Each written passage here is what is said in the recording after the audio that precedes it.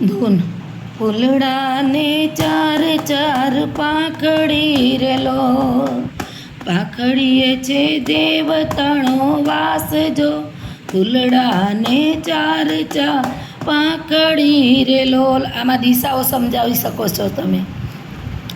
ઉગમણે ઉગી એક પાંખડી રેલો, ચાંદા સૂરજનો એમાં વાસ જો, ફૂલડાને ચાર ચાર પાંખડી રેલો. આઠમણી ઉગી એક પાંખડી રેલો, સંધ્યાનો આવે ઉજાસ જો, ફૂલડાને ચાર ચાર પાંખડી રેલો. ઉત્તર દિશામાં ઝૂલે પાંખડી રેલો, ધ્રુવના અવિચળ રાજ જો, ફૂલડાને ચાર ચાર પાંખડી રેલો. અહીં ધ્રુવની વાર્તા પણ કરી શકો છો.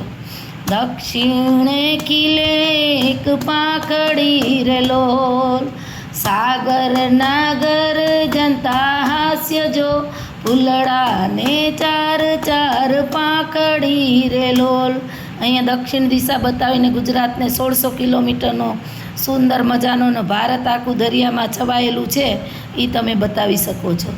ચારે દિશાએ ચાર પાંખડી રેલો, ધરતી તો જાણે એક ફૂલ રે, ફૂલડાને ચાર ચાર પાંખડી રેલો. બીજું આ બહુ સરસ છે.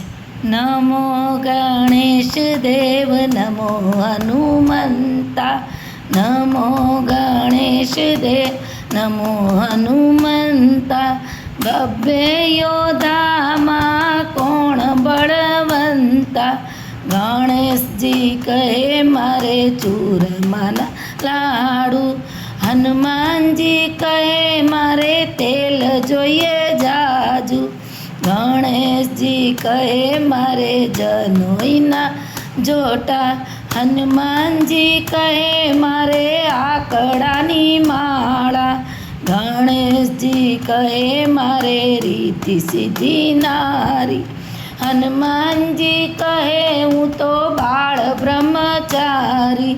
નમો ગણેશ દેવ નમો હનુમંતા. બે વિરલ વ્યક્તિત્વ છે, એના વિશે તો માહિતી આપીએ એટલી ઓછી છે, પણ બાળકોની કક્ષા જોઈને થોડી થોડી માહિતી આપીને બાળકોને અત્યારે ખાસ આસ્તિક બનાવવાની જરૂર છે. નાસ્તિક થઈ ગયા છે ફોન આવતા, માનતા જ નથી. તો થોડુંક એ પણ આપણે શીખવીએ. આ બહુ સરસ છે કે ભગવાનને કયા કયા રૂપે આપણે બોલાવી શકીએ છીએ.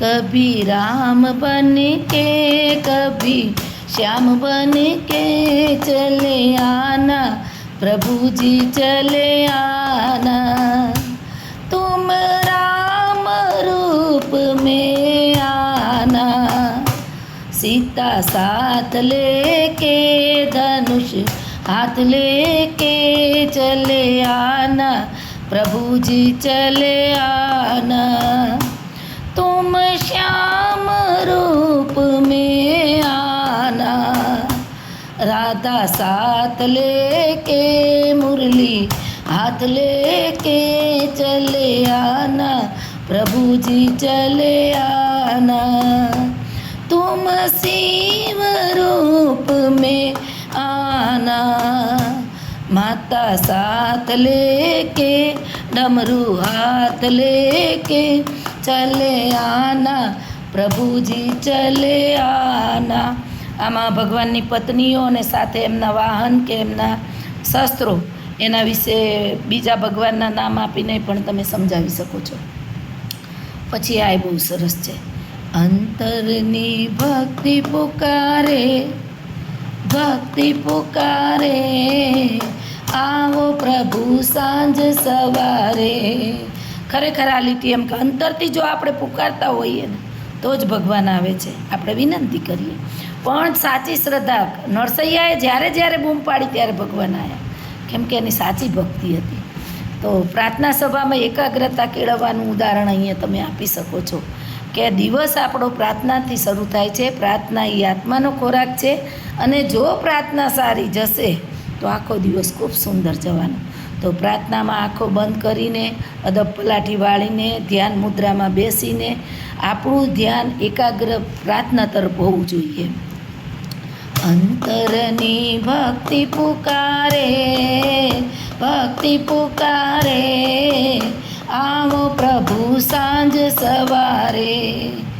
દુનિયા લાગે છે મને અંધારો કૂવો, દુનિયા લાગે છે મને અંધારો કૂવો. કૂવામાંથી કોઈ ન બચાવે, આવો પ્રભુ સાંજ સવારે.